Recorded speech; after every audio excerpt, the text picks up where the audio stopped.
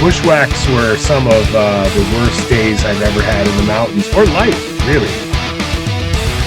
Whereas Panther Mountain is totally opposite. It's a mountain on top of a crater. I think the weather challenges on this incident were particularly difficult. It was really the development of New York State. Catskills were responsible.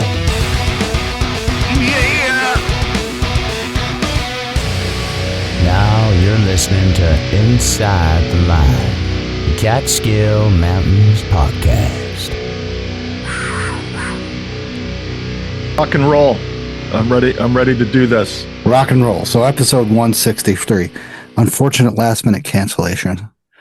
Tia Banks, motivational speaker about climbing mountains and stuff, has unfortunately had a incident that we have to reschedule until April. So Tia will be joining us later on a later episode. But tonight it's going to be me and Tad. We're just going to be shooting the shit, talking about our recent hikes. That's going to be really fun. But we have a lot of stuff going on, and then some mostly stuff in the Catskills, which I'm very proud of. You know, doing some research in what's going on in the Catskills. So we have Tia was supposed to come on, but she'll be on a later episode. So she'll be talking about that resilience and how she can tackle any trail later on. But we have the prices of Ski Windham for the 2025-2026 season. Had over in Cairo, right near that, Cairo, whatever you call it. There's a lot of things like Hocket, Shirl. Town board has ruled that a new resort will have major environmental impacts, but I don't think everybody's convinced yet. An Adirondack Wildlife Refuge is on the market, so if anybody has some big cash, let's all get together and do this. And recent hikes that might be the tail end of the winter season. So 163, let's get it on. I don't think that's the right song. No. No, that's horrible. Tad's just like, what the hell did I get myself into? I'm out. I'm reading about the Cairo Planning Board determined that the project, which seeks to transform an existing hotel, yada yada yada, not yet. I'm getting up to speed while you're bullshitting, dude. It's that, you know, I didn't know about it until now, like 3 days ago. Oh yeah, dude. I've hiked through there. You were going to go over and protest if you had known. Were you going to do like a sit-in? Were you going to go and throw your body down in the main thoroughfare and protest? I don't think about that craziness. Were you going to burn your Tesla in protest? Oh my God! Let's do not get into that BS. I already had some talks about it tonight when I was over at my friend's house. So I'm trying to pull up all this stuff on the Windham ski resort. So Ski Windham releases prices for the 2025-2026 season. And, I don't know if you've seen this, Tad. I'm pretty sure because of the show notes you have, but all I got to say is that it is a little sky high. Sky high. I mean, I'm not talking about sky high. I'm talking about Blaze helicopters sky high. So, have you seen stuff about this? I haven't seen the prices. I know what they are at other places. I'm glad that my days of, I'm not glad that my days of skiing with my daughters are over, but back when the three of us used to go out skiing, it was an expensive day back then.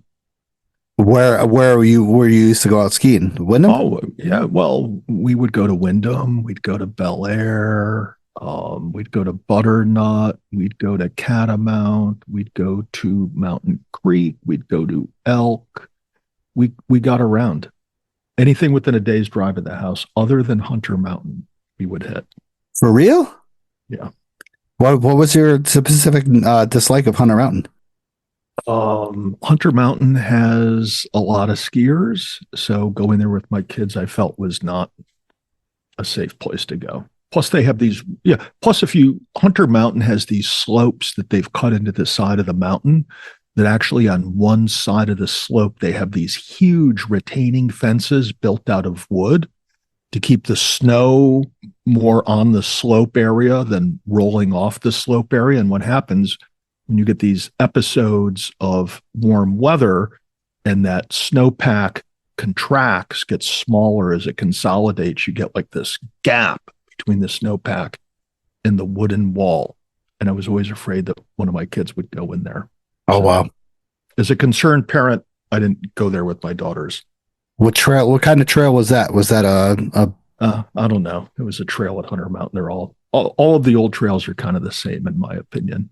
outrageous? The sky is a protest of a 100 mountain trail. So let me tell you the prices of Ski Windham. So a 7-day, this is one person I remember posted this, says the combined cost of an Icon and an Epic Pass is less than the cost of a Windham Mountain Club season pass.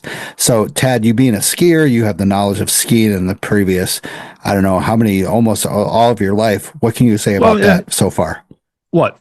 When I was back in my days of skiing, there was no Epic passes or Icon passes. You'd either have a season pass, a multi-day pass, or a single day pass. Some places you could go and buy lift rides by the hour. I think Greek Peak used to be one of those places that you'd buy like 6 or 8 hours of lift time. So, unfortunately, just give me the prices. I know it's prohibitively expensive. All right, so a 7-day week, which is 7 day of a full week season pass for a non-senior adult is $2,000. Okay. No Icon or Epic Pack. That's Windham. So for Hunter, it's $1,051. That includes the Epic Pass. So a weekend adult ski program is $1,600. When at Hunter, it's $999. A locker at Windham is $1,200. A locker at Hunter, $300. All in total, $4,800 for Windham, $2,350 for Hunter. And then you can go off to Plattekill for, I don't even know how much.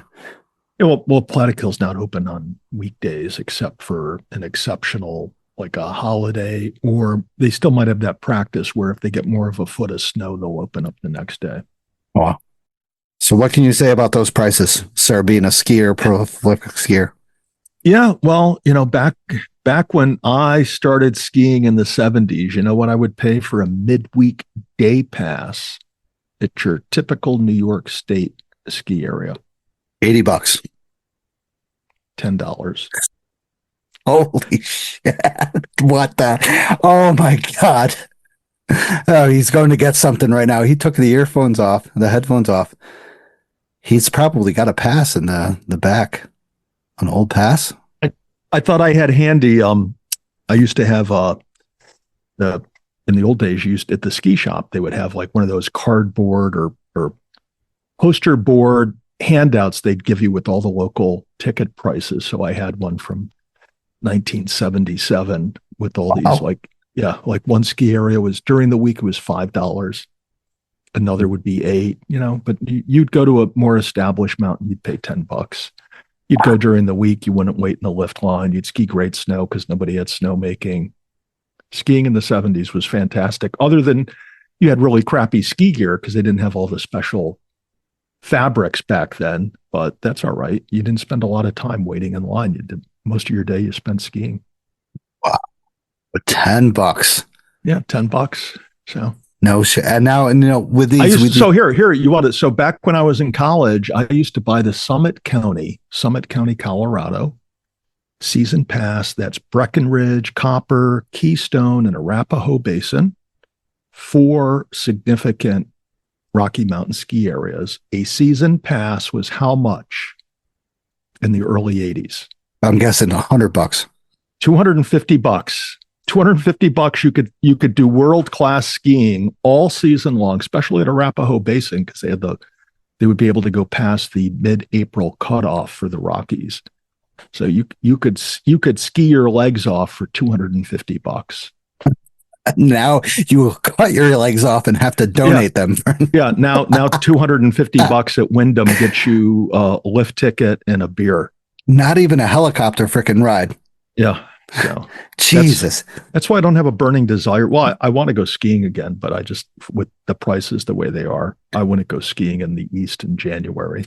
So I have the question of this. Can you hike up from anywhere in, the Catskills areas and go down, like, let's say Cave Mountain, which is Windham, and then ski down? Like, well, that's a Julie McGuire question. She skins up the slope at various areas. Each has their own policy or practice. Some require you to buy a day pass to ski the ski area, but not ride the lift. I don't know if they still do it, but for the longest time, some areas would let you skin uphill and ski down for free. They didn't make you buy any day pass or other pass to go do that. But I would imagine some areas are probably collecting $20 to $50 based upon what you say for a day pass to skin up and ski down. But that's certainly a good workout. You can't just ski up on their, like sneak up on their area and then ski down. Well, I'm sure. Look, way back when, one of the fun things to do was to go in before the area opened and get to the top of the mountain and ski down before anybody else did when everything was fresh. So, or ski patrol went up there and stuff. Yeah, well, when I was growing up skiing, we knew the ski patrollers, so we could get around on the hill. Damn, man! You go at night when the area shut down, but they're making snow, and the snowmakers would give us rides up. We had our ways. Jesus, this is awesome. Yeah, one of my best friends growing up, his father owned one of the local ski areas. So, wow. I'm trying to think of that. I'm falling behind. Have you ever seen that movie Out Cold? The snowboarders up in Colorado where someone's trying to take over their resort. This is like a 90s. Well, I'll have to send you a link, but it's like, I seriously picture this as Windham, where this is a cool laid back town. They smoke weed, they drink. Everybody's like good and well acquainted with each other. And then all these big wigs come in and they're just like, well, this looks horrible. Destruct this, put this in. Yeah. We're making gold passes here and there. I own this area, stuff like that. And of course, the locals are like, screw this, man. This isn't fun anymore. All these big people are coming in with helicopters and stuff like that. And, I see the same exact scenario is that, like, they're like, hey, we're going to take over this town. And, what I've seen on good old Facebook, of course, is like the people of Windham and even some of the people that own the condos are just like, this is getting a little outrageous. Like, yeah, well, imagine, I don't know what a season's pass is at Windham, but if you have a family of 4 to 6 and you need to buy a season pass for each family member, you're going to spend a lot of money doing that. You're going to spend I don't even know what to say up here. Like, I'm sorry, but the people up here can't afford it. So, well, but as I sort of said at the beginning, for me at least, if I could ski all winter long at a ski area with my kids when they're growing up, it's worth the money, right? Mm-hmm. I would invest the $10,000 or $12,000 on season tickets and gear and whatnot to spend a season skiing with them, as opposed to putting that money in this like 401k. Oh, interesting. Yeah, get them out. Yeah, well, because they only grow up once. So when they're growing up, spend your time with them, and you can work until age 70, 75. Yeah. Or you can spend that extra money and then go over to Plattekill. Or you can go camping with them. Look, I mean, for me, and I'm sure for a lot of people, skiing with my daughters was tremendous fun. I really had a good time skiing with them. But, that's the same thing. I'm sure some fathers are like really stoked about taking their kids out fly fishing.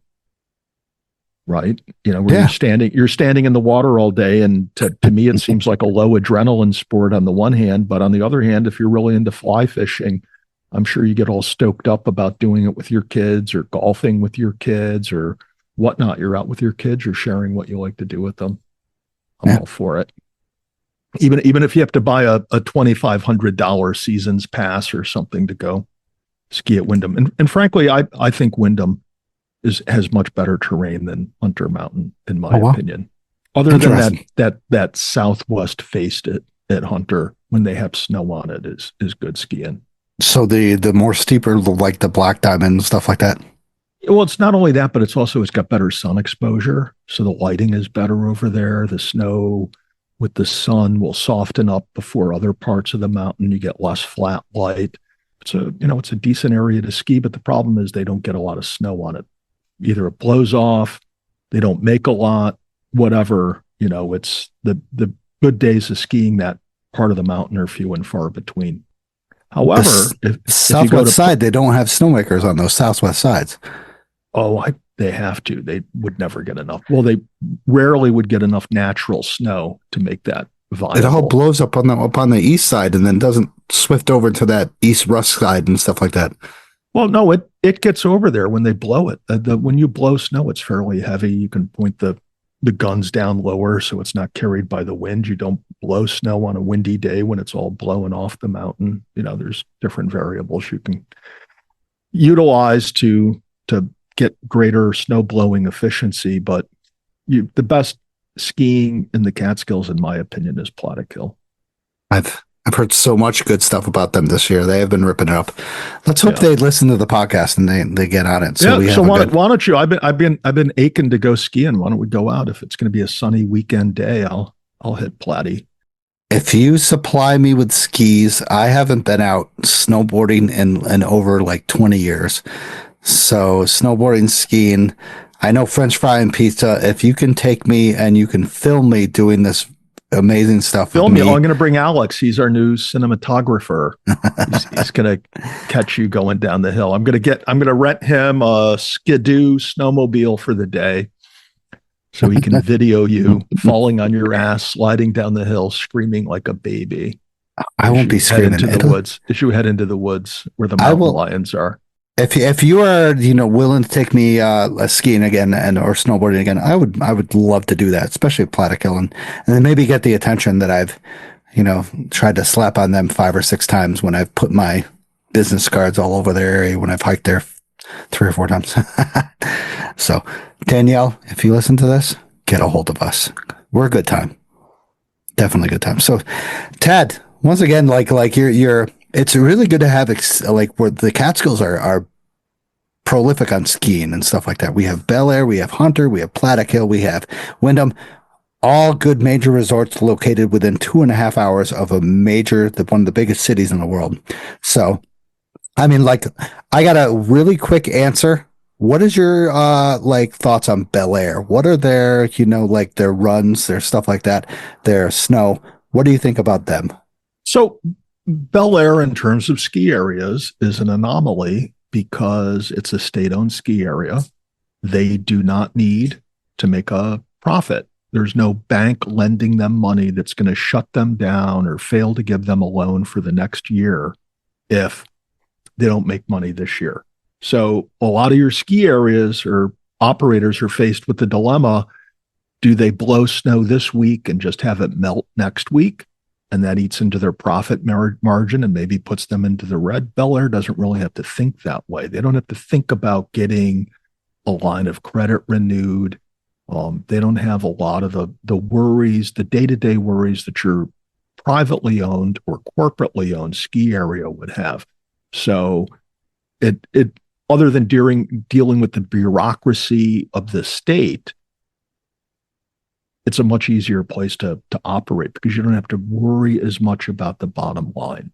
I'm sure that they like it when the ski area makes a profit on the one hand, but in my opinion, the reason it is the only ski area that has a gondola in the Catskills is because it's owned by the state and they didn't have to go out and borrow money from a bank to put the gondola in.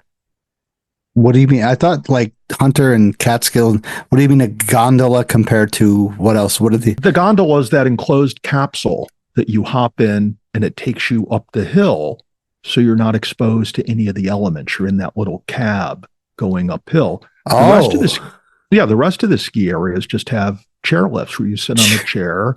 The wind's blowing. If it's raining, you're getting wet with the rain or wet snow. Yada yada yada. You hop in the gondola, it's a nice, cushy ride to the top. On the chairlift, you're up some places above the tree line, getting to the top of the mountain. So it's not as poshy as the gondola, but there's really no justification in the Catskills, in my opinion, to have a gondola. So that's just one example. And the other is if you and I right now were operating Plattekill, Windham, Hunter Mountain, and here we are at about mid-March, the snow is starting to melt every day. We need to decide when it is we're going to shut down for the season. We're obviously not going to blow any more snow. We're going to start laying off people. We're going to be cutting back on our budget. But the one thing we can't cut back, the one expense that we're going to have right up until the last day we're open, is liability insurance. So we want to figure out when is the best day to shut down, because the biggest expense at the end of the season is day-to-day paying for that liability insurance. So it's an issue for all these other ski areas. State-run ski area, they don't have liability insurance, right? Wow. They have the state of New York behind them. So that's a huge expense they don't have to deal with. They don't have the interest on loans that private areas have. They don't have the insurance requirements that, other areas have. And if they go into the red 2-3 years in a row, the state's still going to keep them open. Wow. And when you look back historically, how many ski areas shut down because they had a few bad years in a row and they couldn't get financing to open up that next year? A lot. Yeah. So when you look at a company like Vail Resorts that owns ski areas all around the country now, one of the things that does for them is if in the East Coast it's a bad snow season and they're not making money, arguably in the Rockies it's a good season, they're getting lots of snow, they're making money. So that it's like a diversified portfolio. It averages out for them, so they're better able to sustain a down season here and there. Whereas, a place like Plattekill, that's it. That's the only ski area they have. They don't have they don't have a big corporation backing them. They don't have big bankers backing them. It's just those guys running the ski area. And that's why when you go there, it's like going back to 1978. It's authentic. It's been, I don't know. You chat about this, I have no history. I used to go, of course, to over in Stanford on Scotch Valley once in a great while and do my little snowboarding where I freaking snowboarded down a little bit, like maybe 20 feet, and then I fell another 50 feet and such. But, I always thought about going to Plattekill, Windham, and Hunter and stuff. And then, now that you bring this up now, if I want to start skiing again, snowboarding again, I'm going to choose those Plattekill. I mean, that's closer to me, number one, but, it's more authentic. It's more of that skiing experience, more of that snowboarding experience where you get that feel where you're not you're in the industrial zone or something like that. You're being forced to do this because it's cheaper or something. You feel more alive. You feel more like a skier or a snowboarder than you do your pushed. I got to go here because there's a freaking gondola that protected me from the elements. Why the hell are you going skiing or snowboarding then? What you're facing the goddamn elements anyway. That's the whole point of skiing and snowboarding. That's the whole point of hiking and stuff like that. Because I want to face the elements. I want to be prepared for this. And, I follow this guy. I don't know if you follow him. I think you do. The one with the map on Instagram. The map. He skis at Plattekill all the time. I think and he does a fantastic job of portraying how good Plattekill is. Mm-hmm. And, I look at his stuff and the powder there is always nice and fresh. They always have good runs going on available. He's always there. They're always greeting him. There's always a band. It's alive. That's the way I see it. That's how skiing was back in the 70s. Well, one of the things with Plattekill is they don't have as much snowmaking capacity as the other areas in the Catskills do. So you're just not going to have as much man-made snow there, which is a good thing when there's a lot of natural snow like this season. So this was a season where the local ski areas were destined to make a lot of money because they didn't have to spend a ton of money blowing snow on the hill. And now wait while I tie this into current events. Can you imagine this coming ski season if one of the largest costs of operating a ski area is blowing snow, man-made snow, and one of the largest costs of blowing snow is, guess what? electricity. Let's not talk about that. Yeah. And what if you have to pay like 25% more for your electricity this coming ski season? Oh, let's fucking talking about politics. Come on, man. That's bad. That's bad. All right. Next topic. Let's move along. But thank you, Tad. Like once again, I am thankful that you have joined us because, I wouldn't have a perspective on this like you have, because you have been a skier, since like you said, the 1970s. And, it brings a lot of insight on these ski resorts and such, how we can help out, Plattekill, Windham. I mean, Windham and Hunter, whatever. Plattekill is a place to go. So if you're a skier, go there, check it out. I don't think you'll be disappointed, even though I've never skied there and such, but I've hiked there. It looks fantastic. So go to Plattekill. Danielle, if you're listening to this, I'm going to freaking tag you. We're talking about you a lot. So the next topic, this was brought my attention a couple days ago, and I can't believe that I haven't noticed this. So a resort on Blackhead Mountain, to the east of Blackhead Mountain, in the hamlet of Round Top, is one step closer to becoming a reality of a small Catskills community, which I wouldn't call a community, a resort, has been a long tourist destination. So a couple weeks ago, the Cairo Planning Board determined that the project, which seeks to transform an existing hotel, which is, what is it called again, Tad? The Black Mountain Resort? Blackhead Mountain, I think it was the Blackhead Mountain Inn. Yeah. So once again, they have seeks to transform an existing hotel, restaurant, and golf course into a 66,000 square foot resort and a spa with 87 cabins and parking for 250 cars. It definitely, so this went through a whole little process, wouldn't have any environmental impacts, wouldn't have a negative declaration by the State Environmental Quality Review Act. And the project, which totals 102 acres, mostly residential, is off Crow's Nest Road. So anyone besides Tad and me, I mean, I've bushwhacked up through there several times. Very, very awesome, interesting area, especially with the events that we had in 2011 of Hurricane Irene.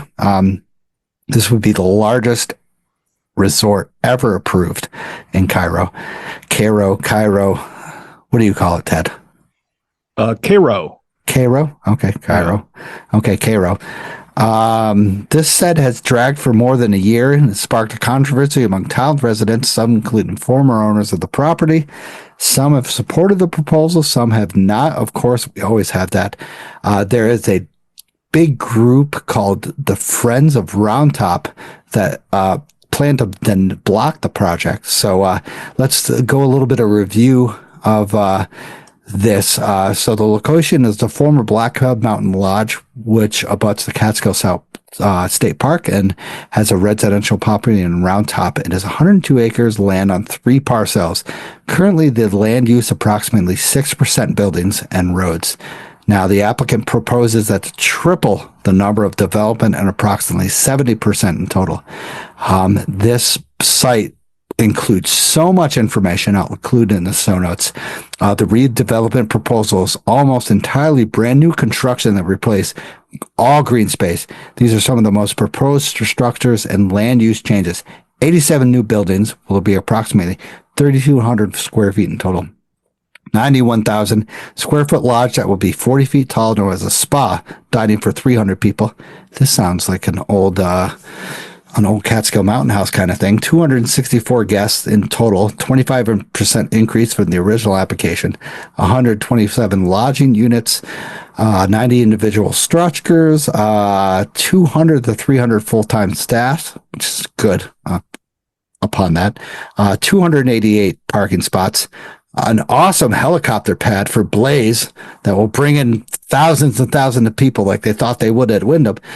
4 existing buildings, the former Blackhead Lodge and the Massman's restaurants would be converted into operation facilities, staff housing and staff cafeteria, an on-site sewage treatment plant, which will discharge local streams, including the Shingle Kill, which feeds into the only drinking water for Cairo. And we all know what that went with the recent changes in legislature. 11.5 acres of forest will be cut down, according to the New York Department of Environmental Conservation.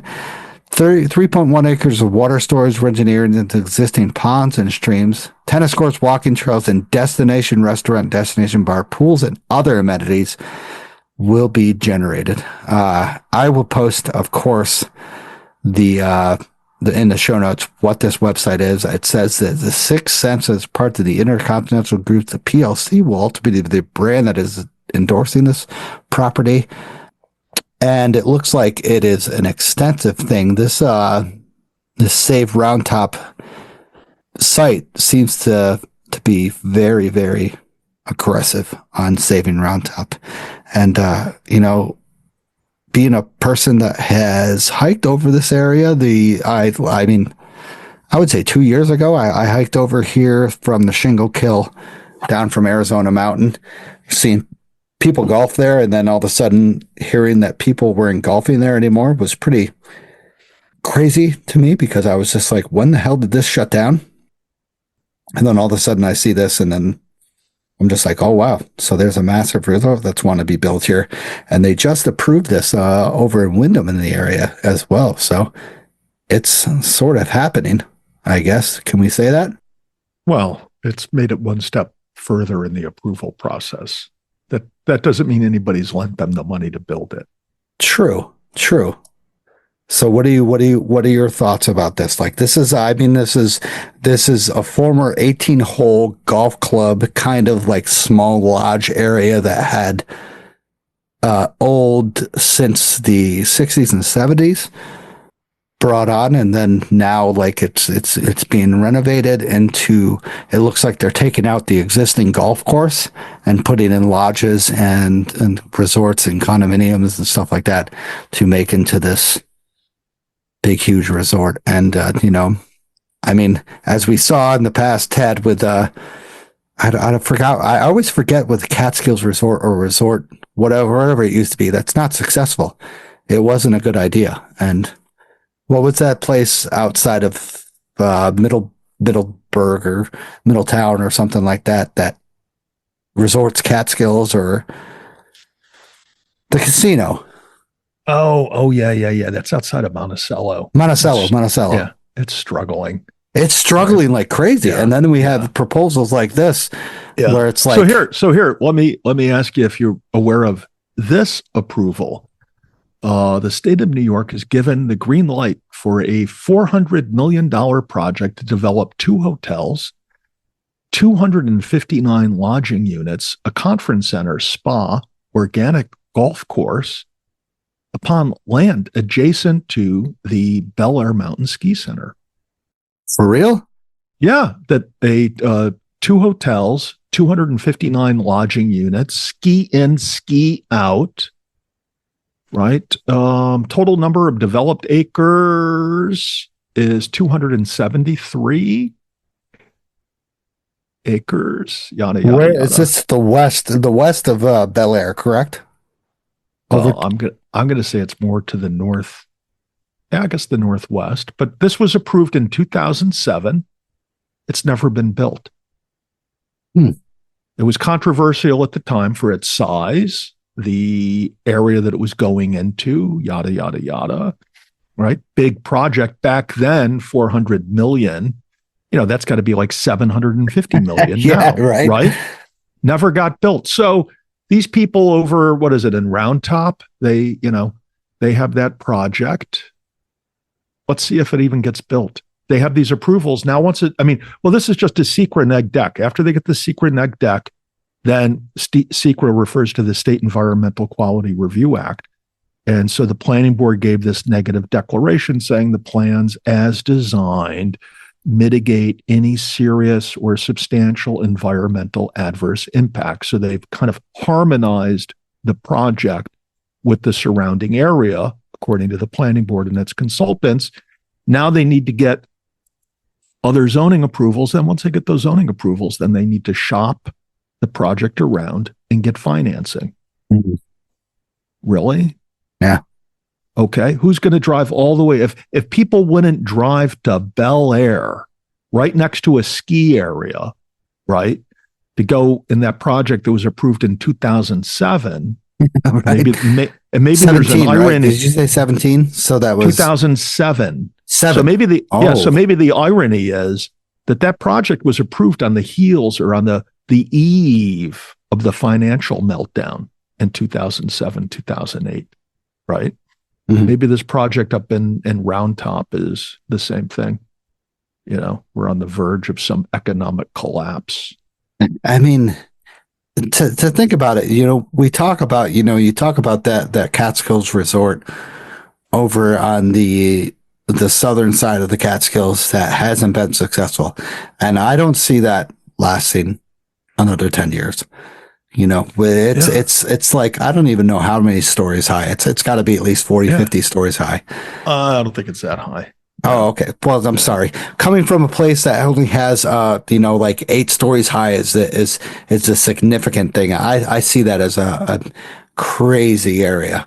And with this, the lodge where I've hiked down from Arizona Mountain, Blackhead Mountain, I've bushwhacked down through there, gotten permission from the Blackhead Lodge to be like, hey, can I, bushwhack through this, your ninth green just to get to my parking car. Oh, hell yeah, do it. Now, hey, can I bushwhack through, your lodges or condominiums? Hell no, this is premium stuff. You're not welcomed here. Or let's say, like, once again, these greens where I've seen, my friends have golfed here, and you can see an amazing view of Blackhead Mountain or Arizona Mountain from one of the greens or one of the tees that just offers like a phenomenal aspect. But you kind of think, are these? I keep bringing myself back to the Borscht Belt area. Are these areas struggling, and are they looking for like the big business people to come in and take over and be like, I think there's drop their shit. Yes and no to that, but right. While you were talking about that, I pulled up an article that says that revenue at the Resorts World Casino outside of Monticello last year was down 21%. Damn. When did they build? Like, it opened in 2018. Then of course 2020 came, and nobody from March onward. About this time, early March 2020 is when the world shut down for a while. So, but that project Resorts World, this article kind of summarizes all of the tax breaks it got to be built, from, IDA exemption, sales tax, a $35 million sales and use tax exemption, 16-year payment in lieu of taxes agreement. So it's real property taxes would be less. It just goes on and on. So is this all through New York State? No, it actually says that revenue was up statewide for casinos, but in Sullivan County, it was down 21% at Resorts World. So with that, you talk about like the millions of dollars that was, saved and stuff like that. Could that be put back into our trails for new trailhead signs or kiosk? No. Okay, actually, okay, any excess money is supposed to go to me. I have a side deal with Resorts World.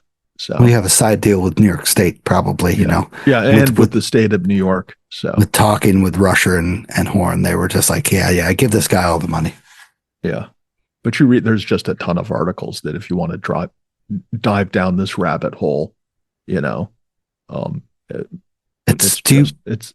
Your opinion. I don't think this is gonna happen. Of course, it's tough. They might sell it, and then the project might kind of go as planned, and then be like, this is not going to make any revenue, and we're just going to shut it down. So if you lived in Brooklyn with your wife, and let's say you had 2 or 3 kids, and you wanted to bring them up to the Catskills, this wouldn't be a bad place to take them to this proposed, rustic cabin outdoorsy, project. And in that light, it's not a bad project to build something like that for people. But I think the core of the problem is we're all familiar with that area. What do you do when you get there? Right? To a certain extent, anything that's within the boundaries inside the envelope of that project is pretty much the same anywhere else. You're going to have spa, swimming pool, golf course, all that stuff is the same. So it doesn't distinguish it from other places. What would distinguish it from other places is being next to Bel Air, right? Or being more in the heart of the Catskills where you can, go to the reservoirs, where you can go fly fishing, where you can go tubing down the Esopus, where there's a lot of other activities keyed into the Catskill experience that you can enjoy than just going to some resort in the northern part of the Catskills. It's looks like any other place from the inside. So right. I don't know. I'll bet you a 6-pack of hard cider to a 6-pack of stout beer that it doesn't get built. In Hard the next ciders 5 years, happen in 4-packs. A 4-pack of hard cider to a 4-pack of stouts. Okay, winner take all 4. Same. You know what? I'm not going to challenge you. This is, I got to admit, a huge project. And, I wonder, we talked about this, I don't know how many episodes about Windham. And I know they're developing that, of course, as well. But, Windham, of course, is a little bit different than a whole starter project than this. Well, first of all, Windham's got the ski area, and they allegedly are going to limit skier count. So if you spend the extra money to go to Windham, arguably you're going to deal with fewer crowds, which means less waiting in line to go up the hill, fewer people to deal with skiing down the hill, and less skiing traffic generally means better ski conditions for you. So you're going to pay a little bit more, but arguably have a better experience. But this place where it is, you're half an hour to an hour and a half from where you want to be in the Catskills when you're there. I don't think that's good. Yeah. Nothing's happening on that side of the escarpment. Right? Yeah. Yeah. I agree. Although I'll take that back. There are some pretty killer hikes up that part of, what is it? What is it? Catskill Falls? Going up through Jimmy Dolan's, that trail up No, through there. I mean, that's not the escarpment. No, a Dutcher's Notch. Yes. What the hell? Yeah. Do you even know the Catskills, bro? No, I don't. I have to look at my app that tells me where I am. Good time to move on. Yes, good time to move on. I'm cracking this open right now. I need to. Are you? Do you have one? Yeah, we go into the that part of the show. No, we're gonna still do the next topic, but okay. Just cracking this open. All right, I'm gonna try. Did you hear it? Loud and clear. Loud and clear. All right, so Tad, you got 800K like reserved for something? Not after this week's stock market performance, but that's okay. Been in for the last 2-3 weeks, so no 800K reserved for a wildlife mountain refuge. No, that's not in the family budget yet. Same. So unfortunately, there is a Adirondack Wildlife Refuge now listed for sale, closed and now listed for sale. So for $800,000, there is a visitor attractive and affordable rehabilitation facility in the town of Wilmington. It is for sale and closed to the public as of January 1st. Marks at the end of the era for brought thousands and thousands of visitors annually to the northeastern Adirondacks during its peak, and a center that, of course, has struggled to remain open after authorities homed in on it for years of wildlife. So approximately 47 acres of refuge, including a welcome center, a rehabilitation center, a storage barn, and 2 glamping cottages are for sale, listed by the Adirondack Premier Properties for $799,000. The listing does not include the adjacent home of Stephen and Wendell Hall, who ran the refuge since 2000. Stephen Hall, who lost his wife to cancer in 2022, said that at 77, he's ready to retire. I do not blame him. At 77 freaking years old, I'm ready to retire at 42 years old. So do not blame him. He will continue living in their home adjacent to the refuge and the compound, and he had hoped that one of his 4 children might take over the refuge, but they have chosen different paths. With this area that visitors could walk through the woods and trails of the property, view captive bears, wolves, bobcats, and birds of prey. Some animals were too injured to be released and become educational ambassadors. Other animals were also under the rehabilitative care of the Halls, eventually released into the wild when they could. The Halls, who often made wildlife presentations to schools, churches, camps, and other organizations who inspired the next generations. But around 2014-2015, the Halls became embroiled in a state and federal wildlife violations, leading to refuge to undergo a string of transformations. Now, unfortunately, this brought on violations range in the scope from lying to investigators about a bear escape, the demise of a bald eagle, and the disappearance of bobcat, to paperwork permitting issues for their migratory birds. And around the same time, a nonprofit organization created help to find the refuge among the split from the Halls. So the DEC and the U.S. Fish and Wildlife Service required the Halls to find new homes for most of their birds and animals. And authorities declined to permit the other employees at the refuge after records show they too were involved in some of the violations.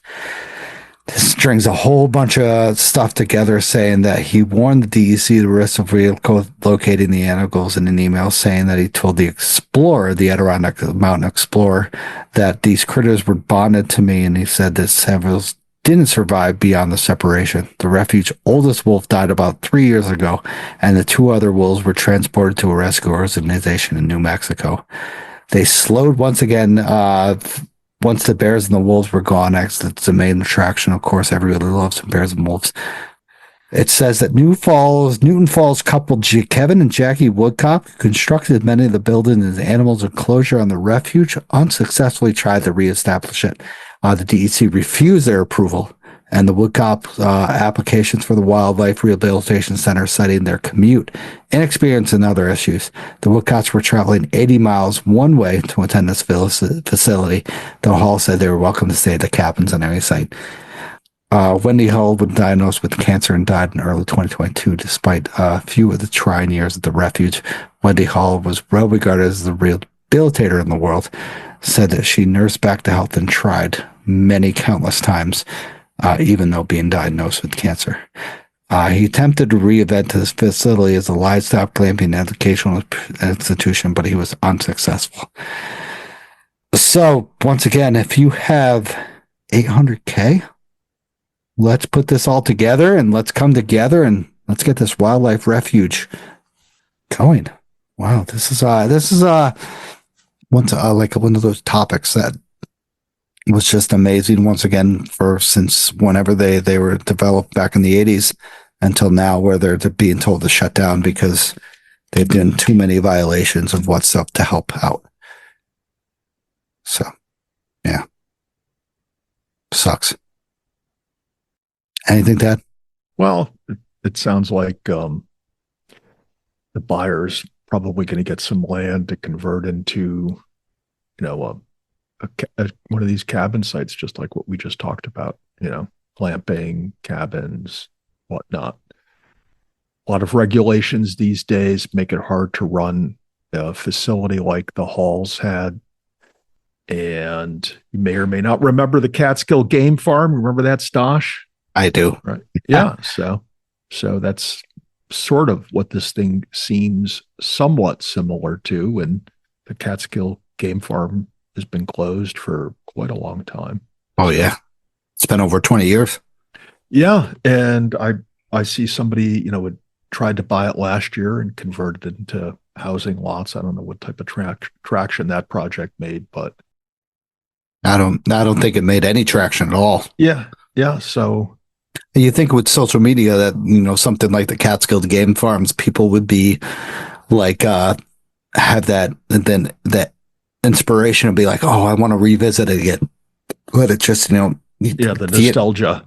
Yeah, the nostalgia of going to revisit again, but it's nothing like what it was. No.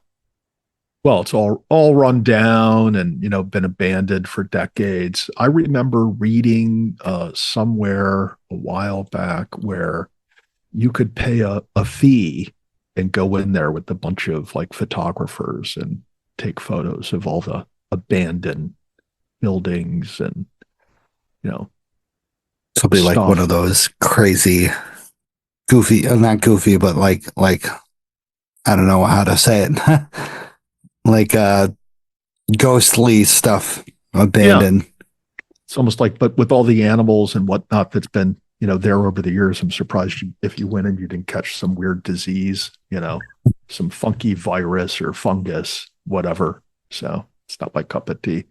Let's move on. Let's move on. Everybody's like, even Tom Hoos is like, check. He's probably listening to disco music from the 70s. I'm intrigued. Once again, it helps. We have wildlife refuges here in the Catskills. We have I've donated Friends of the Feather and the Fury. They help out, and of course we go through the legal process. I guarantee, even going through getting an LLC process here in the state of New York is an absolute bitch to do. So come on, you can do it online. Open up an LLC. You can do it online, but there are so many different. Like if you have not even, I wouldn't say a typo, but like some word that is wrong and stuff, they'll be like, sorry, you got to redo this, and they won't tell you how. They'll just be like, you got to redo this, and it's insane. I couldn't only imagine what happens to go through a wildlife refuge where it helps animals go back into the wild or helps animals live their lives, other than putting them down and freaking killing them. It's crazy. So, if you have 800K, let us know, donate to the show, and we'll put it towards the Adirondack Wildlife Refuge, and we'll rename it. Yeah, next week, that's where we're broadcasting from. Yeah, right. Wildlife Refuge. We can no longer be known as Inside the Line. So, Inside the Refuge. Is that inside the Adirondack line, though? Oh, I don't know. We'll be Inside the Refuge. Take Refuge podcast. Yeah. So, good time shooting the shit, Tad. Thank you for your amazing information on the skiing. That's just it's been such a great year for skiing and winter and stuff like that. So it's been a while since we could talk about prolific skiing here in the Catskills. I think it's been 15 weeks in a row for me wearing snowshoes or hiking on snow. So it's been a good winter. Yeah. When can you say the last time you've done that is? Not even, no, you didn't pass 15 years. Well, the first year I was winter hiking in the Catskills, I seem to remember snow and or snowshoes every hike. How long ago was that? I think was it the winter of 2017, 18, maybe. Yeah. Wow. Just amazing. So you were a toddler back then. So. Yeah. Oh yeah. I just finished my 3,500 back then. Oh yeah. I was working my way through it. Oh, gun. 2 words for you, as in Degeneration Tech. Suck it. All right. So thank you to the monthly supporters, Chris Kirby and Jeff Trotz, Vicky Ferreira, Mikey S., Sean Comiskey, Summit Seekers, Desert City Radio, Betsy A., Denise W., Tom H., and Vanessa. Thank you guys so much for supporting the show. Really appreciate it. Once again, if you support the show, not only does it go back in the show, but it goes back in the Catskills, and we'll put it back into a donation in the Catskills. So, and then we have our awesome monthly sponsors.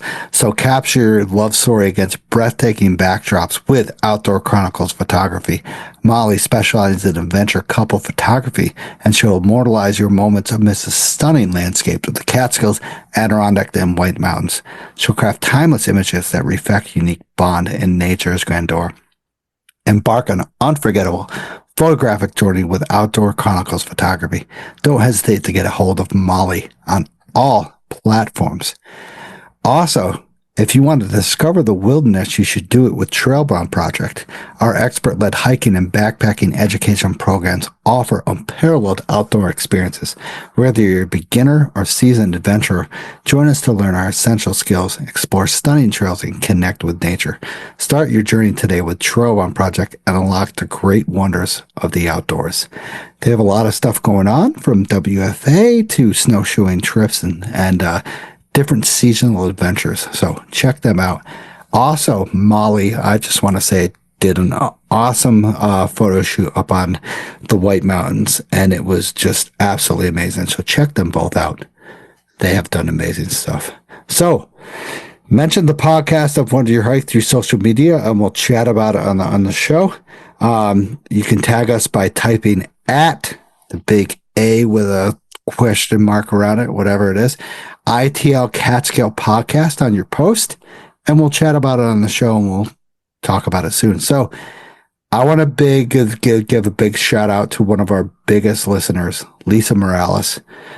She unfortunately suffered an injury, and she is not out on the trails, but she's listening to the podcast. So Lisa, please get better soon, and we'll see you out on the trails. Hopefully, let us know.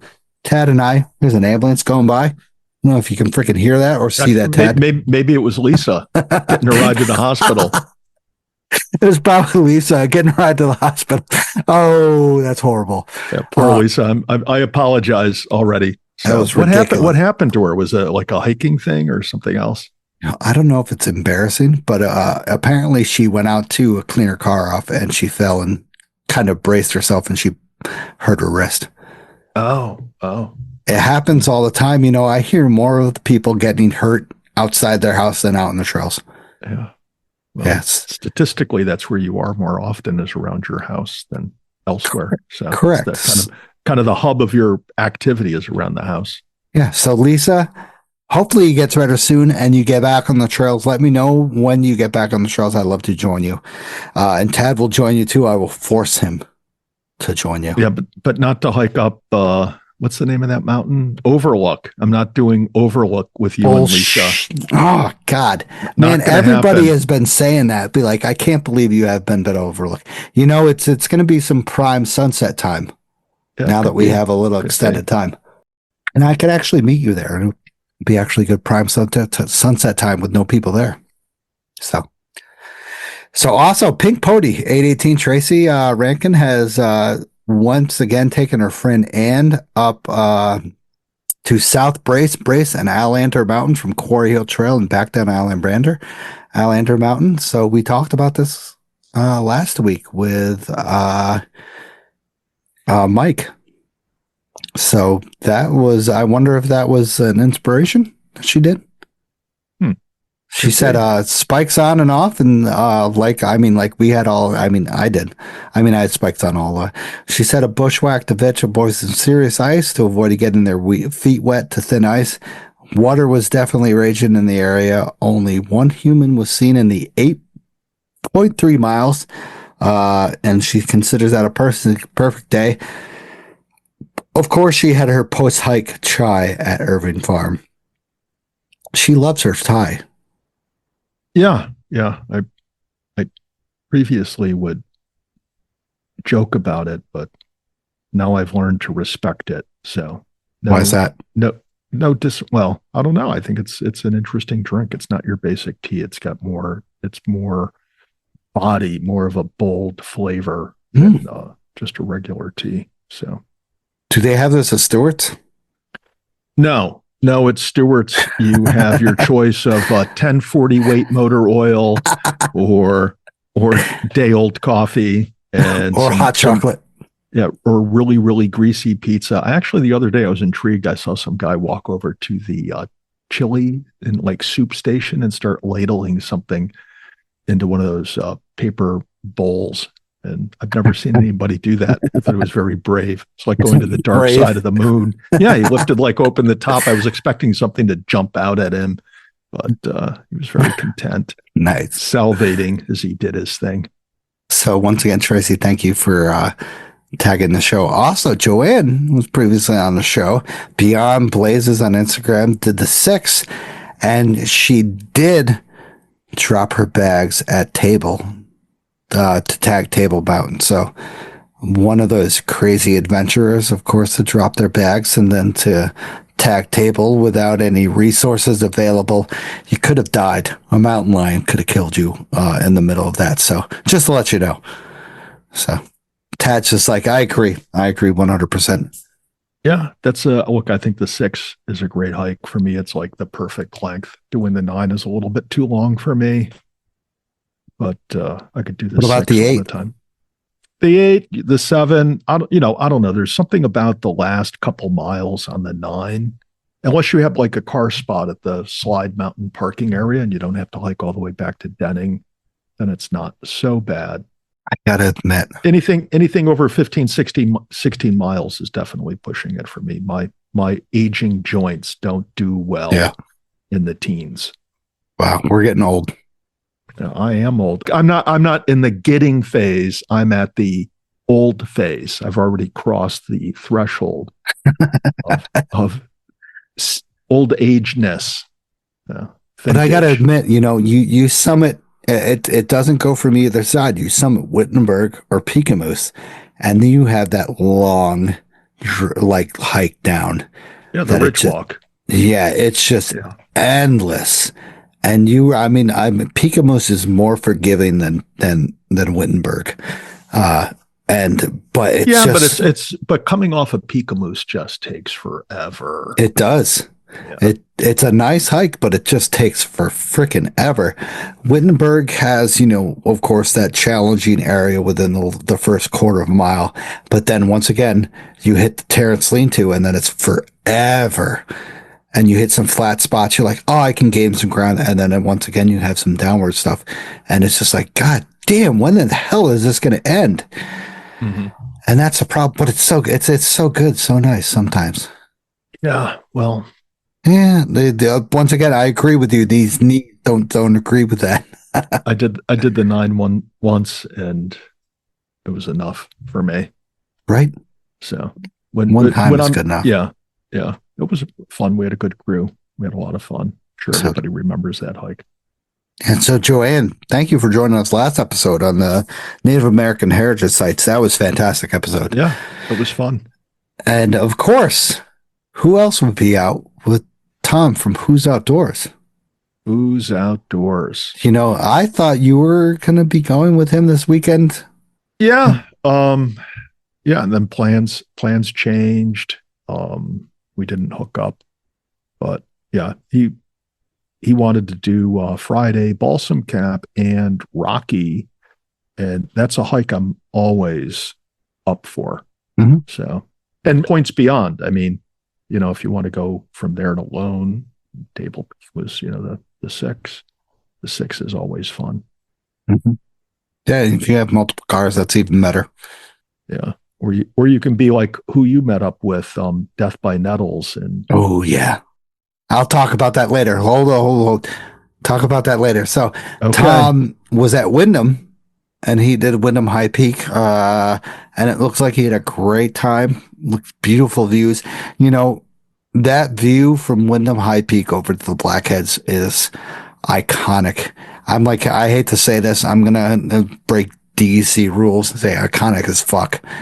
The level of those conifers just showing the black is just, I don't know. There's nothing else like that. Can I say in the world that just has that little line, that perfect line. I don't know what elevation it's at. I'm pretty sure it's probably like 36, maybe 3,700 feet. That has a prolific line of the conifers. Oh, it's lower than that. Is it? Oh yeah, 3,700. Sure. Yeah. It doesn't feel like that. It's lower than that because Blackhead, a Black Dome is 30. Blackhead is 39. Black Dome and Thomas Cole is around 38, 39. So it's not. Tad is looking up. He is like, screw you, Stash. I'm proving you wrong. Yeah. I'm like that person in the group. I'm going with Kudish's notes. Yeah. I'm calling Mike right now. Yeah, Mike, how you doing? Yeah, we're talking about the conifers on the blacks. Yeah. How are you getting hold of me this late? Yeah. I'm sleeping. Leave me alone. Remember that time that so start mapping. That's okay. We'll go. Let's go to something else. Let's move on. It's not changing. Next time you're over there, take note of where the height of those starts. How can you not? Okay, yeah. So once again, that area, Tom, that was explored.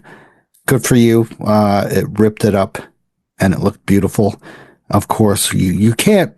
I gotta admit, you can't get a better view. I mean, Hunter shows one of that prolific view of the Blackheads that has the white versus the black area, and it's just phenomenal. You know, Ted, I think you might be wrong.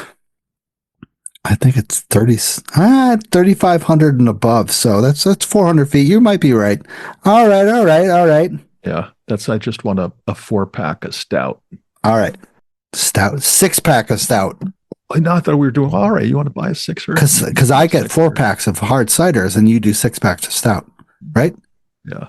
Is that how it goes? So, we'll check it out and we'll confirm this on the next episode.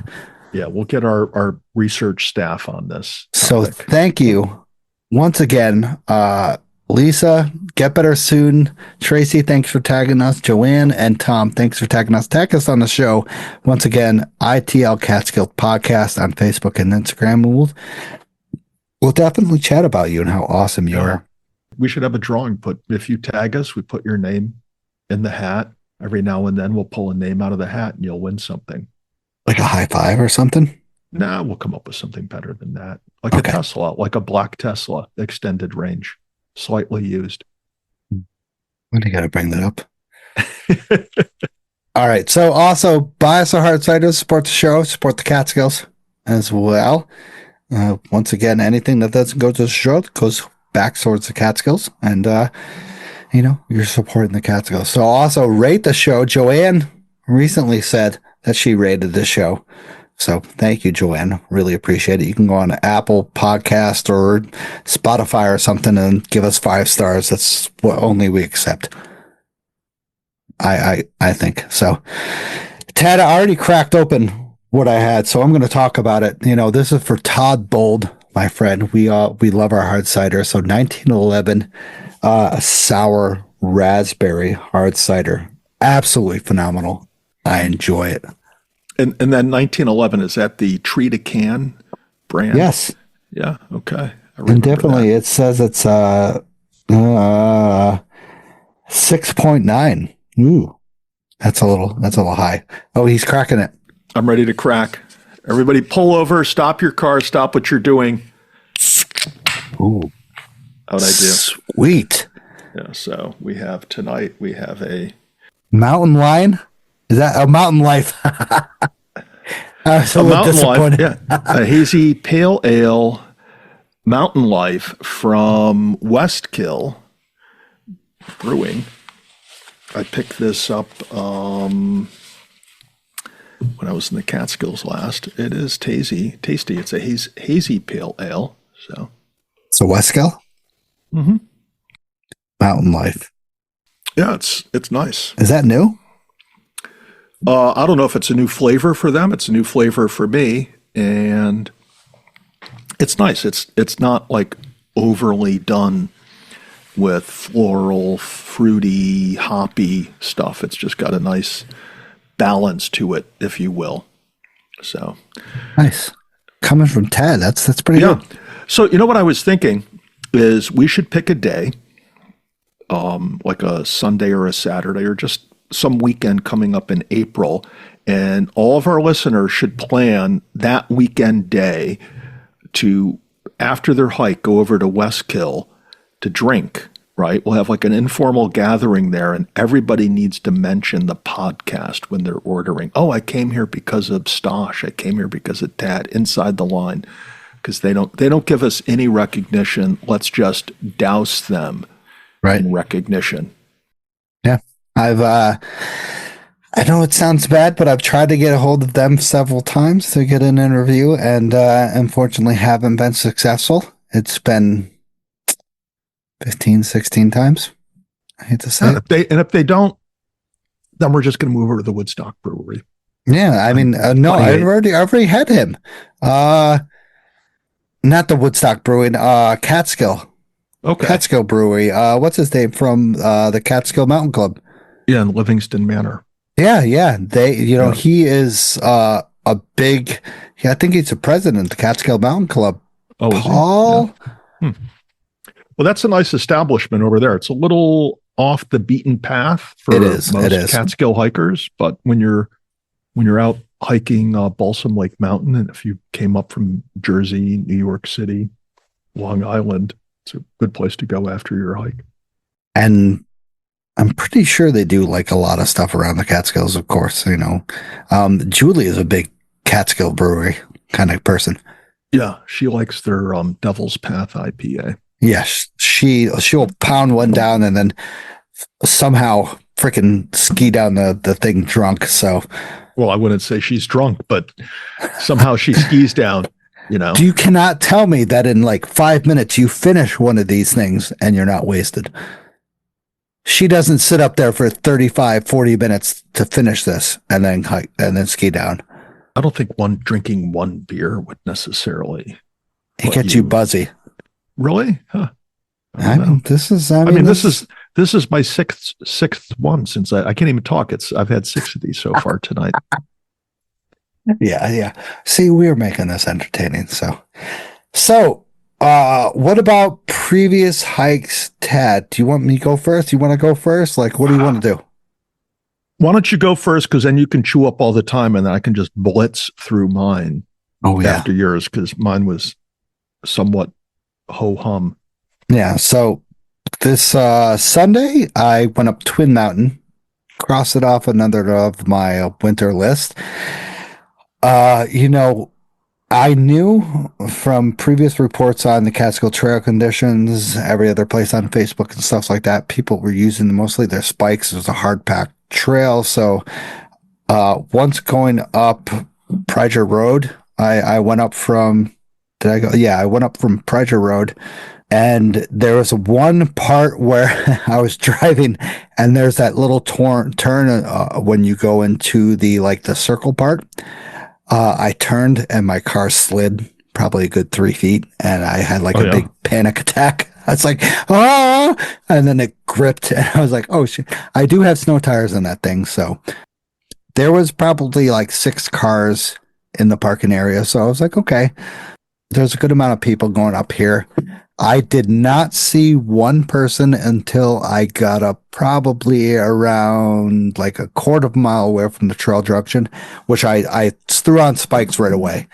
Hill sounds right away, because it was ice in the parking lot, and then from the trailhead on, it was just nothing but ice and kind of like grippy snow. It was actually more of that favorable grippy snow that kind of I would say melted and then settled to more of I kind of call it the AstroTurf, where you can grip really good and go. So I flew up, and I forgot how nice that Jimmy Dolinash is. You get flying, and then you get to one part where it just starts gaining pretty instantly.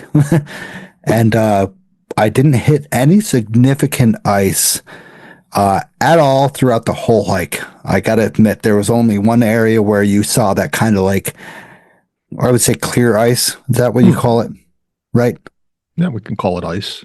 Yeah, it's clear ice. There was more the snow ice compared to the cascading clear ice. It was just the frozen river.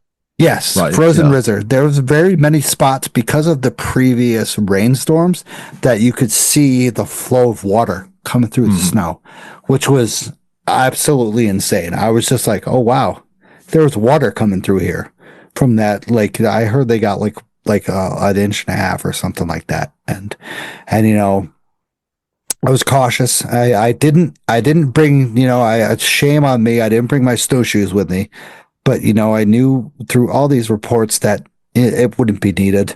There was no opportunities of post holing and stuff that, it just wasn't needed and such.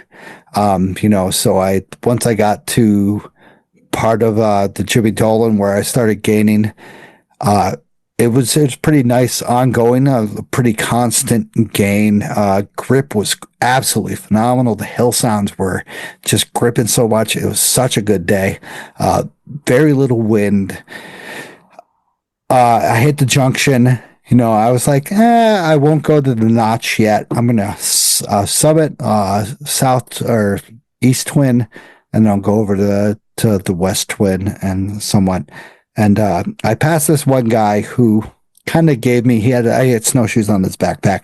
I don't know if he was having a tough time or I wasn't packing my snowshoes. He gave me a dirty look and he was just like, hey. And I flew past him. I don't know. Is it because I was faster or because I wasn't packing my snowshoes? Whatever. Very little spots of where I had to think about, is this like an area where I would like suffer an injury on? The one thing I do think about a lot is my poles. Is like, this pole is not going to dig into this, so I'm not going to rely on the poles. I'm going to rely on something like a tree to pull myself up, or, a root or something like that. A lot of people rely on their poles a lot for traction, and I got to admit, you do not rely on your poles at all for any traction whatsoever, because I've found out in the previous years that poles are just no worth traction at all. That putting them in is not like an ice axe and you will pull yourself up. No way at all. So find yourself a tree, somewhat like that. I was going up. I got up to like 3,500 feet and a little bit more ice, but it's still nice and grippy and stuff. Could fly up. Beautiful clear skies at that time. And I once again, I hit the summit of East Twin. I was just like, holy shit, I'm here. I kind of forgot how quickly from the Jimmy Dolan notch that you summit Twin. And it's pretty quick. Like I thought it was a little bit more aggressive than that, but it wasn't. And maybe I'm thinking of more of West Twin and then Sugarloaf, that it's just absolutely astronomical. And I had a beautiful view of the Burroughs Range, and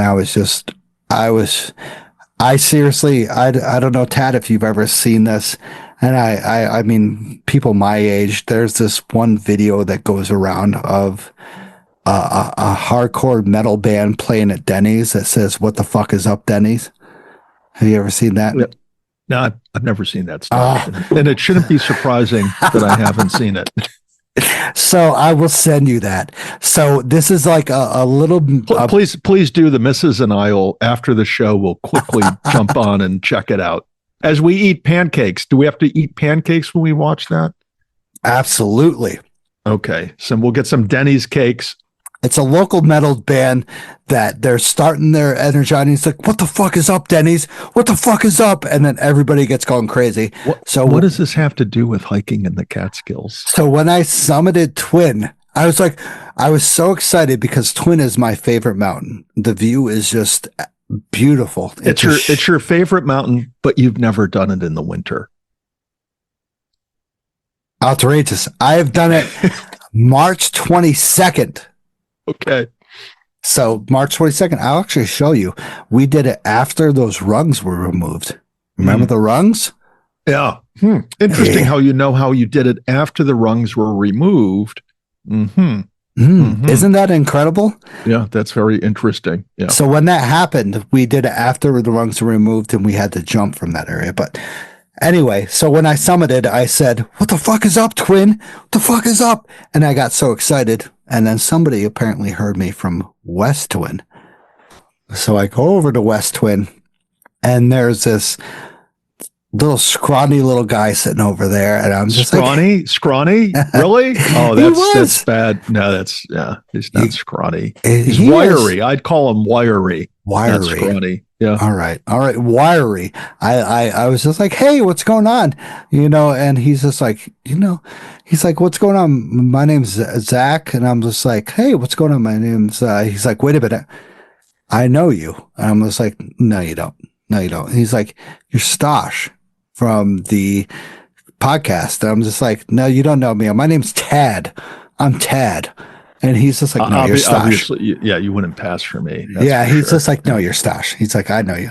I'm like, hey, what's your, he's like, I'm Zach. I'm like, I know a bunch of Zachs. He's like, Death by Nettles. I'm like, Death by Nettles, Zach. Oh my God. It's just like, and we like hugged each other, and it was just. Yeah. Well, no, but we need to back up.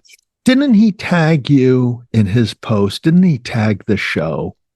And you're not giving him a shout out. I tagged him. He tagged me before when you went up slide. Yeah, but you didn't mention him tonight. And where yes. Yeah. Shame. No. He tagged me in like a how many 1911s have you had tonight? Just take the fifth. If you had more than two, just take the fifth and we'll move on. This is the first one. Okay, sure. So he tagged me in a comment. All right. I don't know if that counts. It counts. It counts. All tagging counts in my book. True. So, all right. So you meet Zach. Zach is a cool guy. I'm not going to describe Zach as scrawny. I'd describe him as wiry and athletic, and has one of these guys that has a smile from when year did to you year. meet him? That's Zach. Zach, what time of year? I'm going to say it was in May. So he didn't have layers upon layers on. He had layers upon layers. He actually at one point we were bushwhacking up slide. Davis is out front. I'm in the middle. And at one point I look behind me and there's wiry Zach with no shirt on. We're bushwhacking. He took his fucking shirt off. Bullshit. No, it's true. It was very funny. All right. So sorry, Zach, if I offend you, sorry. But I meet him there and I'm ecstatic. We start chatting. I start getting a little cold, so I layer up and stuff like that. We still chat. We meet the guy that judged me before, and he takes a single picture and then walks away. Did he have his snowshoes on then? Or were No, he didn't. He didn't. He had on his pack. There's a woman who summited, and then she heard us talking. We were nice, and she walked away, of course. So I'm like, Zach, so what's your plan? What do you he's like, I parked at Roaring Kill, or Proger, and then I'm heading down the Roaring Kill. I'm like, how the hell are you going to pick it back? He's like, oh, I have an e-bike. And I'm like, well, e-scooter. I'm like, scooter.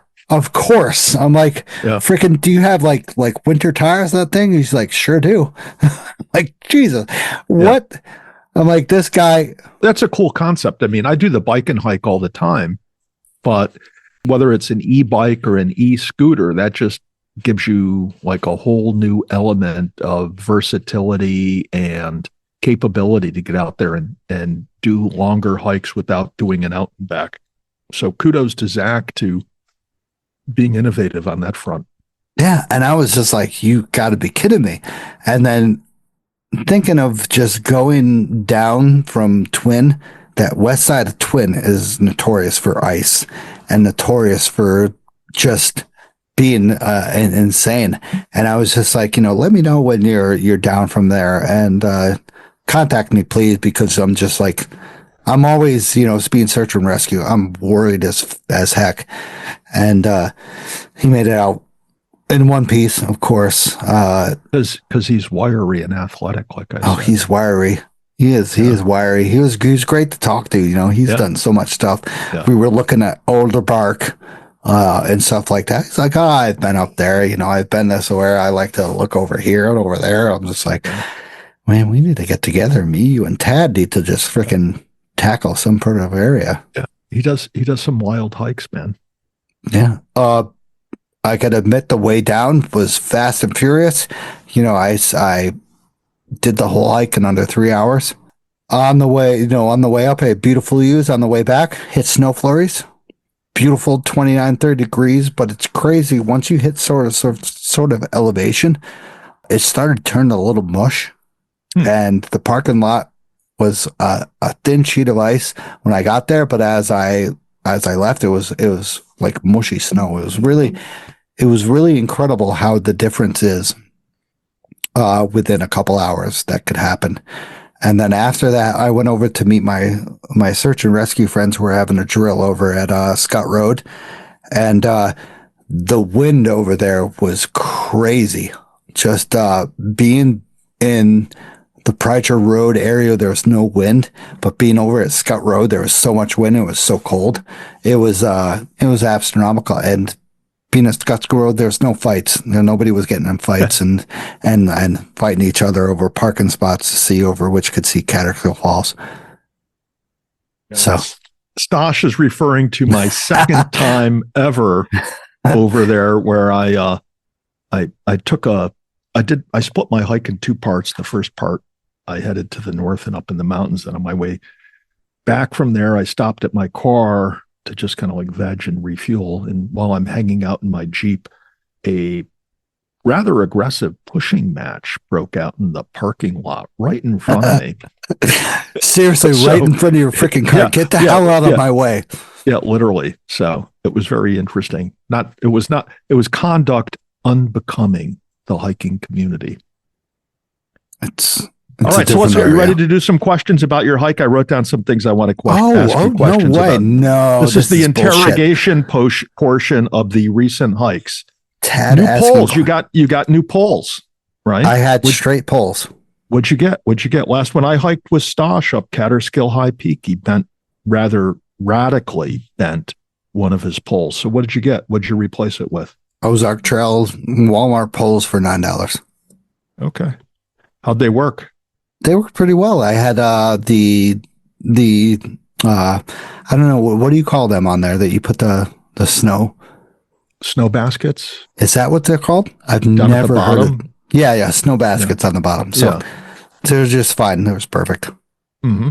Like any other $60 things that I got for $9.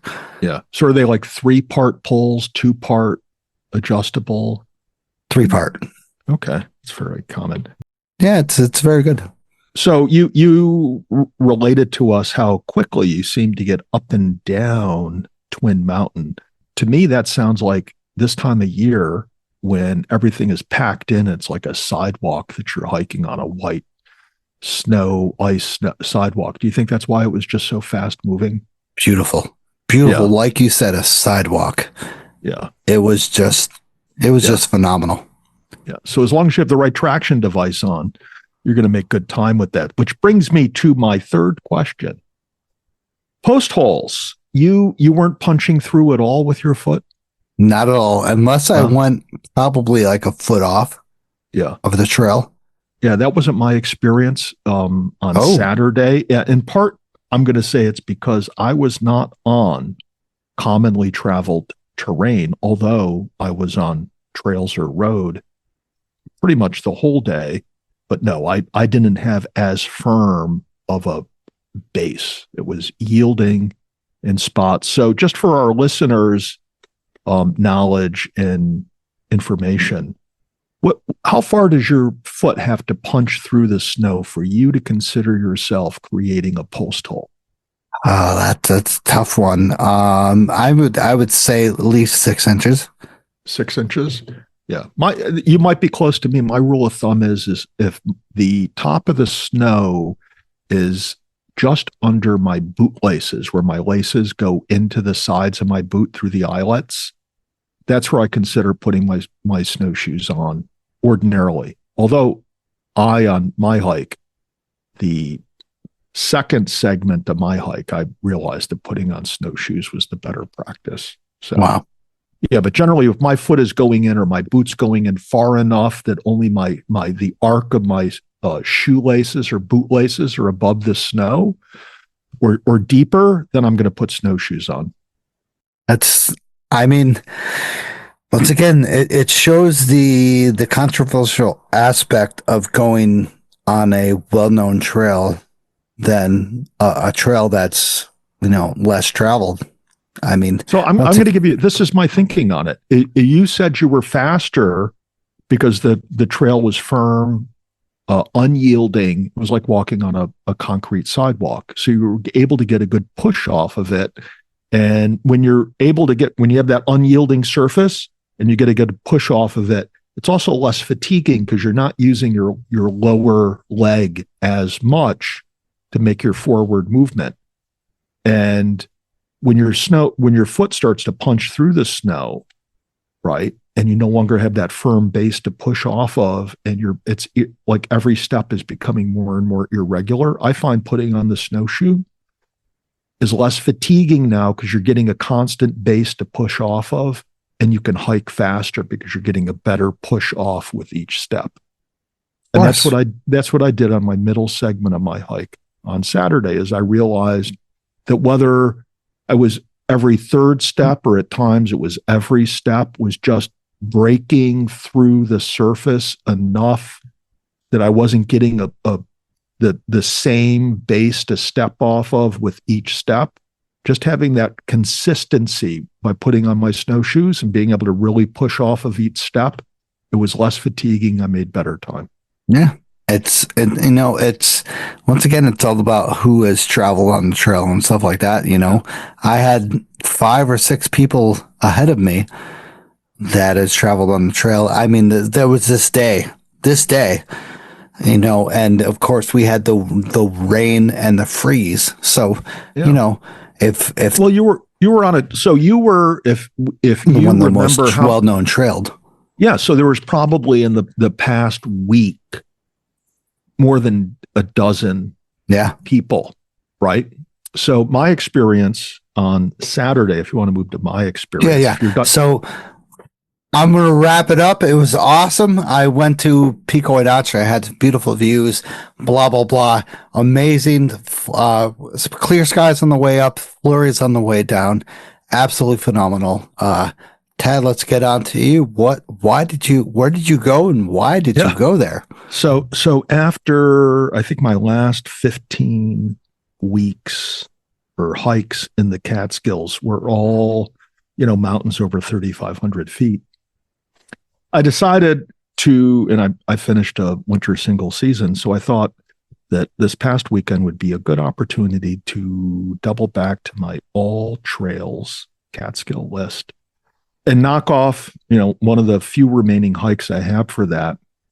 And on the one hand, it was going to be an out and back hike, because I didn't want to hike with anybody to bring a second car. And it was kind of a hard ride to do as a bike and hike. So I did Verneuil Falls, is an out and back. And then when I was done with that, I hopped in the Jeep. I drove over to Greenville.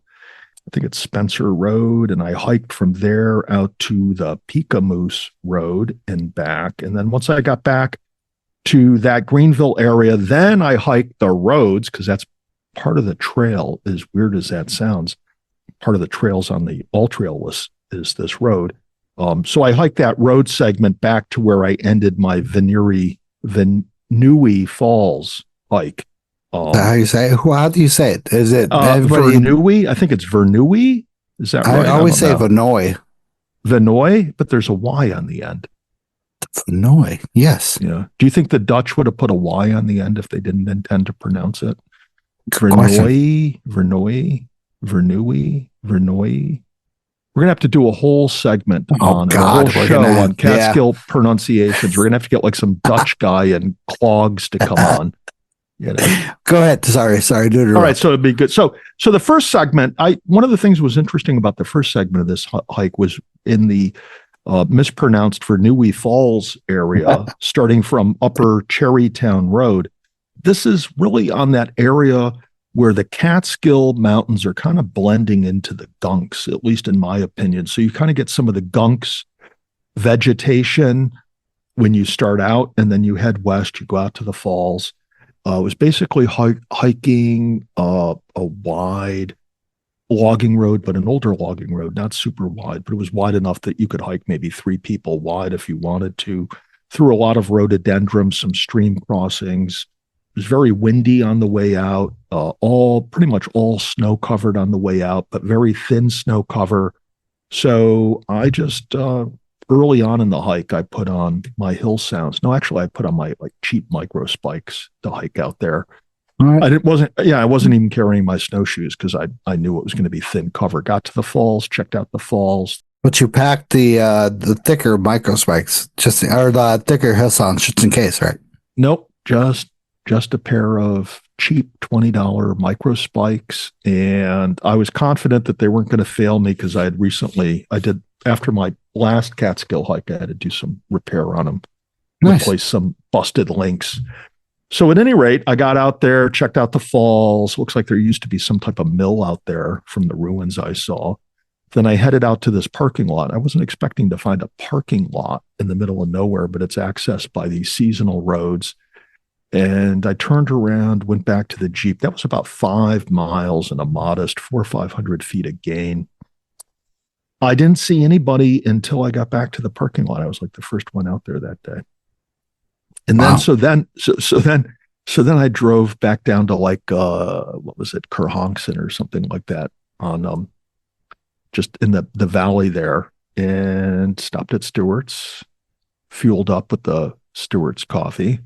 And then I drove out to Greenville, which is, kind of like, deep in the Catskills. And there's a seasonal use road that takes you out to where this trail is that was started off snow covered. I started to go down it on the Jeep, and then I realized as I kind of came around a corner that it got like a steep downhill that was just a sheet of ice going downhill. So I thought it would be best not to go down there, because at the end of the day, when this hike would be over, there would be no sun back there, and that would probably be all frozen again. And if it was all frozen again, I wondered if I'd be able to get up, right, with the Jeep. So I just backed up. I parked along the side of the road.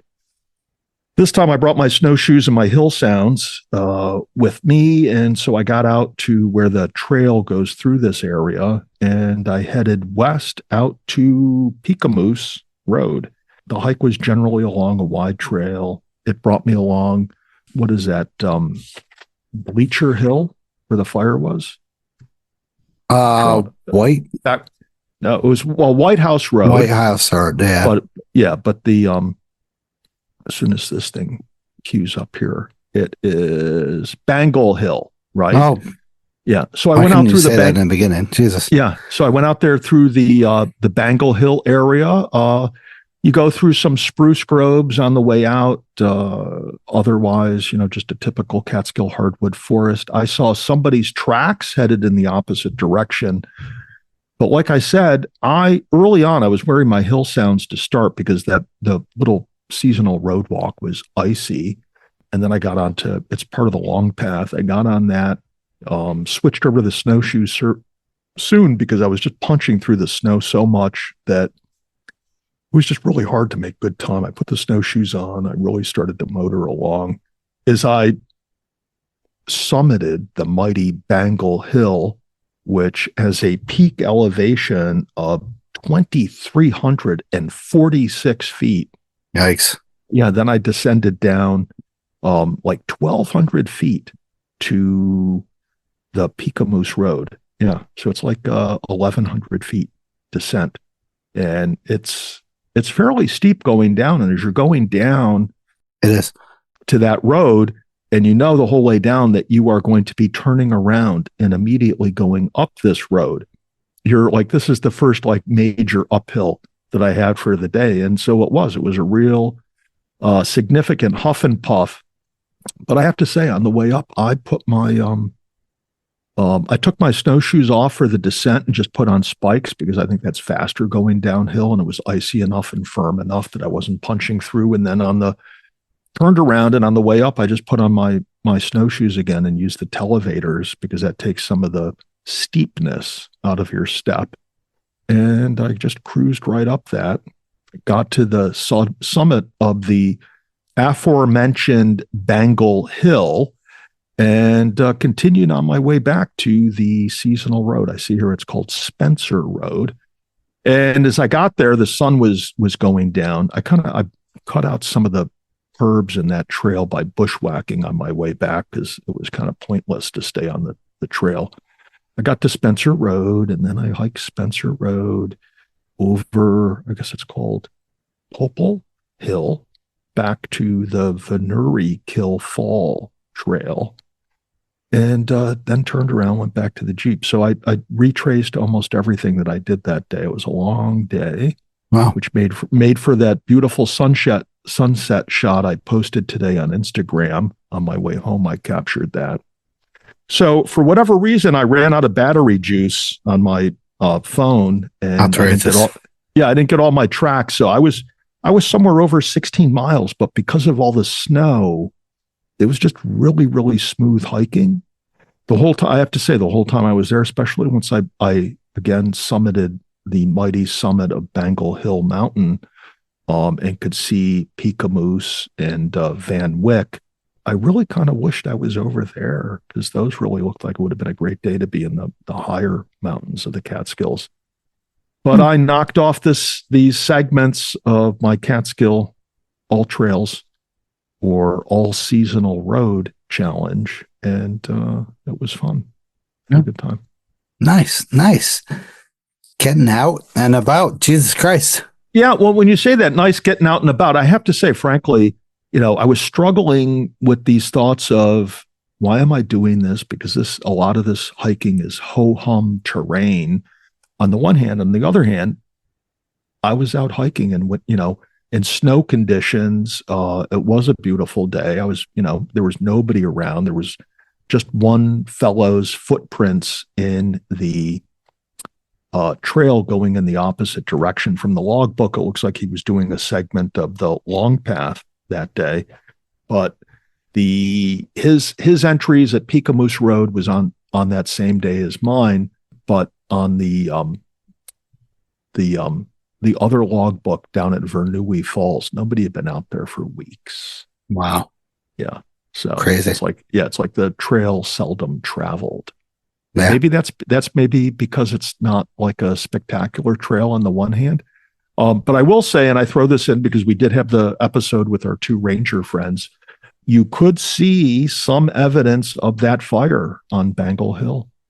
And, all the trees were in that I saw. I didn't go up there and explore because I, was having a long day, but the trees were intact, but you could tell that a lot of the low cover was gone, just completely gone. And you would see some black, I'm not going to say it was charring, but just some, evidence of fire at the below 2 or 3 feet on the trees that I was going by. And you did see some very faint evidence of I'll call it soot or black flakes on the snow heading down to Peekamoose. But for the whole day, I'm thinking I'm going to run into significant evidence of fire activity as I'm going through there. And like I said, I went through some spruce groves. None of those trees had any damage where I went through, and it was very minimal what I saw going down to Peekamoose. So awesome. Overall, it was, 16 plus miles of hiking in the Catskills on the snow, making it my 16th hike this winter season on snow in the Catskills. Fantastic. Sounds good. And I don't hike more than really once a week, so that's a lot of snow. All right. So now it's back to the mountain life. Yes. Easy pale ale. Good previous hikes we had. So awesome stuff. So volunteer once again, 3500 Club, Catskill Trail Crew, Catskill Mountains Club Visitor Center, Chalvey Rovers Trail Crew, Bellamy Mountain Fire Tower. If you want to volunteer, please do it now. We're getting spring season, so volunteering is essential.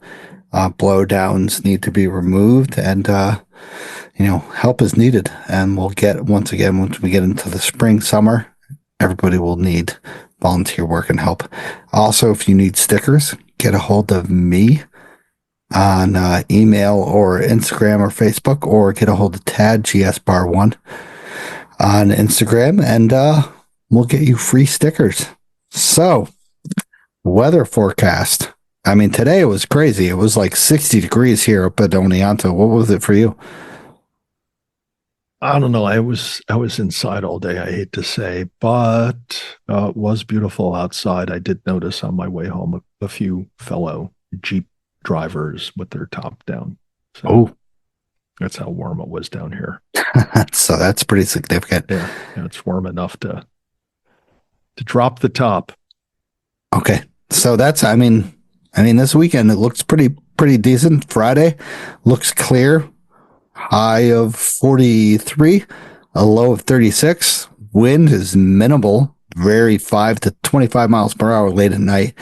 Saturday looks to be kind of same, a little bit, some clouds, cloudy, but a high of 50, a low of 32 in the morning with a wind chill of around 30 degrees. So wind chill is a little bit more of 30 degrees. Sunday looks to be a little crappier, a little bit light rain showers, but a little bit higher, 52 degrees with a low of 28 degrees late at night, but a low during the day of around 43 degrees. So it looks to be a pretty decent weekend to get out and to smash some peaks to finish your winters up. Of course, how many, we got 2 weekends left to finish your winters at the 3,500? Not even. No, just one full weekend. One weekend, and then you got 21st, which is on Friday. Yeah. So if you want to finish your winter rounds, get at it. Spikes. I would say spikes, snowshoes, maybe. It's going to be warm enough that you're going to be punching through, right? Somebody, I saw a report today, which is Tuesday, that somebody went up to, I think it was, something Hayes, went up to Friday and Balsam Capped and used every single sort of traction device that they had. So, you never know. We're talking about, a couple days from now that it could be. David Hayes found snowshoes up on the way to Friday today, and then spikes at the lower part, and then micro spikes at even lower part. So went through all different traction devices. So you never know. Yeah. I don't do Facebook. I don't do Catskill trail conditions. I get my trail intel from Instagram. So it's usually a good source to check out other people's recent posts. Mo Hike on Guides has, usually weekly pictures, which are very informative of what the prevailing conditions are. But, expect soft snow and variable conditions. And thankfully, this coming weekend, the current forecast is not calling for rain. A couple of days ago, they were saying it was going to rain Saturday and Sunday. Now, I guess it's not forecast to, so that's promising. Yeah. So, once again, don't take us literally. Check your forecast daily. Right before up in the day your hike. Yeah, Trust me. Check it out the morning of the hike. Yeah. So how about we get on to the last set of sponsors? Ted, we are 1 hour and 57 minutes of just us. Bullshitting. We're good bullshitters. We're professional bullshitters. When it comes to bullshitting, we just have like an endless supply of bullshit. Just imagine us on hikes. I really don't want to. Yeah, I don't want to talk to you either. Kind of sounds shitty. It's total silence when Ted and I hike. It's just it's because I'm so far ahead of you and you're back there huffing and puffing. Jesus Christ. And I'm younger. Jesus. So if you want to discover anything and everything in the Catskills, go to Camp Catskill in Terranceville, your ultimate hiking store. Find top quality gear, apparel, and accessories for all your outdoor hiking adventures. Our expert staff to here help every hiker from beginners to even pros. We also carry a variety of unique Catskill souvenir and gifts. Visit us online at campcatskill.co or in the sort of gear up for your next journey. Adventure starts at Camp Catskill. Also, to discover the beauty of the Catskills, Adirondacks, and the Hudson Valley with scenic route guiding, our expert guides to ensure a safe, unforgettable hiking experience tailored to your skill level. From breathtaking vistas to hidden gems, or if you're peak bagging to just simple day hikes, we'll lead you to the best spots and back. Book your adventure today and support nature's wonders with scenic route guiding. Check them out on all social media platforms. Also, if you mention the podcast, you can get 10% off. Use the code word Mountain Lion. Also, you should embark on a transformative journey with Another Summit. Another Summit is dedicated to serving veterans and first responders with free outdoor activities. Activities like walks in nature, paddling, hiking, or even backpacking. And join our supportive community to rejuvenate in nature and embrace. Enjoy camaraderie, adventure, and healing at no cost. Take your next step with Another Summit and to ascend to new heights of resilience and joy. Apply today at anothersummit.org. They have tent building, tarp shelter building workshops Saturday, March 22nd at 10 a.m. Once again, go to anothersummit.org if you need any booking. Forest Ecology at March 29th at 10 a.m. Mindful Walk at Rockefeller Center, Rockefeller, April 12th at 10 a.m. And Earth Week Trail Cleanup at April 19th at 9:30 a.m. So get a hold of Another Summit if you want to participate in helping outdoors or helping yourself to rejuvenate in nature's embrace. So, all right. So once again, guests of the night will be extended on into April. And this was just Tad and I shooting the shit for 2 hours.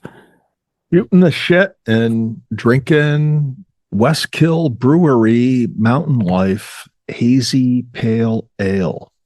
Good stuff. I can't agree. Pick it up at Local Goods. So tell them Tad sent you from the podcast. So am I. I'm awestruck as local. Yeah, but they'll give you, if you go in, you mention my name, they'll give you 0% off. Guaranteed. Correct. All right. So have a good night, Tad. Yeah.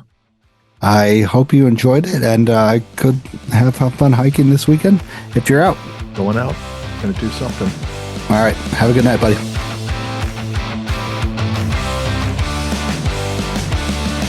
Hey everyone, I just want to thank you for listening to the show.